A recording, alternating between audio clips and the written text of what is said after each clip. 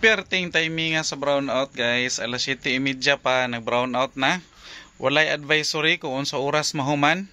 Diri nga side sa atong tindahan, ngit-ngit, pero pag diri nga side, atong tuyo kon atong kamera, sa nabutangan na mo og solar lights, hayag. So timing kayo ang solar lights ni Kuya AJ, no? Nga nataod, natagi solar lights sa gawas, natay solar lights diri sa sulod. Isa pa lang among nataod, so dapat naani siya diri nga side duol sa among cashier, sa among mga cashier. So far ang nataod na mga solar lights is tulo nasa gawas.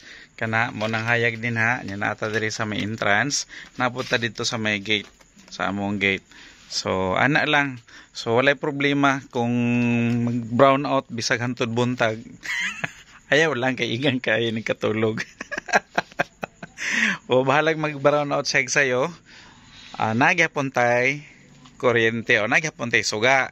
Ang problema lang kay ang mga silingan walay mga suga, sayo ni mga tulog ron. So mamingaw pud nig sayo.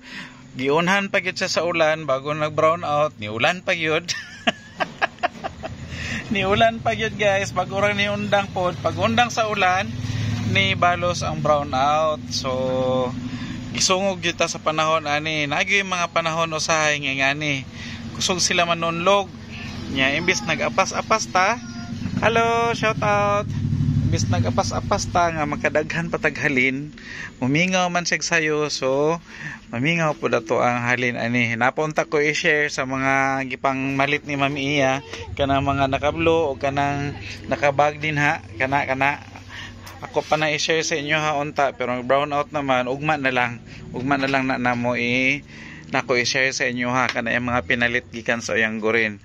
May na lang guys, naapot ta diri mga mga solar gihapon nagagmay na mga chargeable na flashlight kana gamit kay siya nya naapot ta chargeable kana nasa gawas kani hayag pod kay ni siya kani kana so hayag kay siya so pwede ra siya so gwapo jud or nindot ang gwapo dais ko AJ man na nindot kung naatay mga andam nga mga suga in case of mag brown out naadayon tayo mga chargeable lights, naatay mga solar lights, naatay flashlights or naatay mga kandila.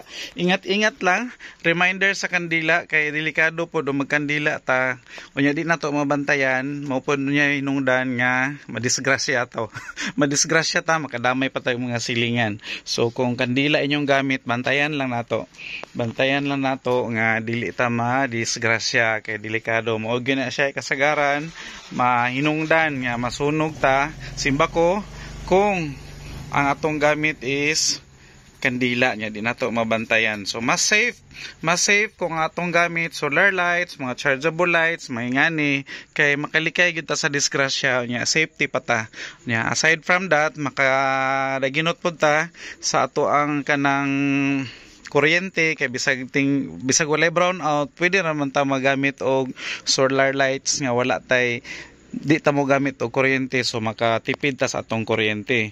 So mo na siya nga nag-share si Kuya AJ nga kung gusto mo mamalit sa solar lights ni Kuya AJ pwede na mo order ha kay naatay baligya nga solar lights para ma-answer inyo ang mga problema kung naay mga brown out, naay mga emergency nga mga ngani nga wala advisory dili ta makaandam.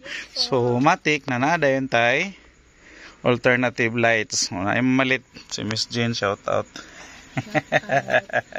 Shout out sa ato ang follower, subscriber. Mamalit na siya og kandila.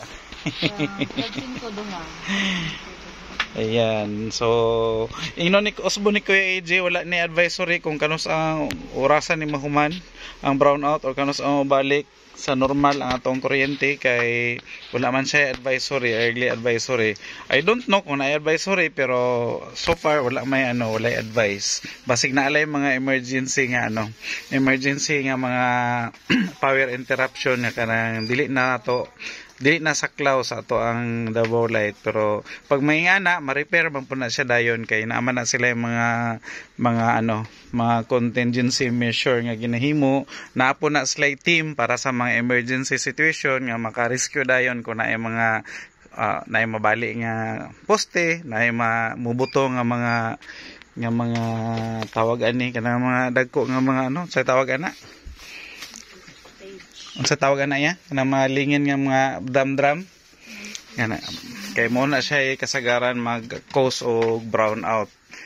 And transformer, yun.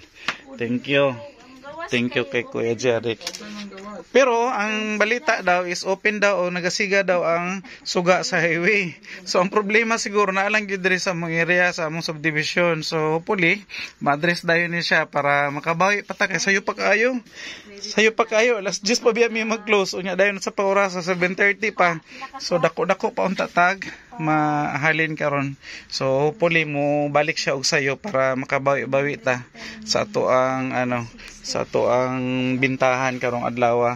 And maon lang siguro na ang update ni Kuya AJ Usbunako, ang atong mga solar lights dako kay tabang.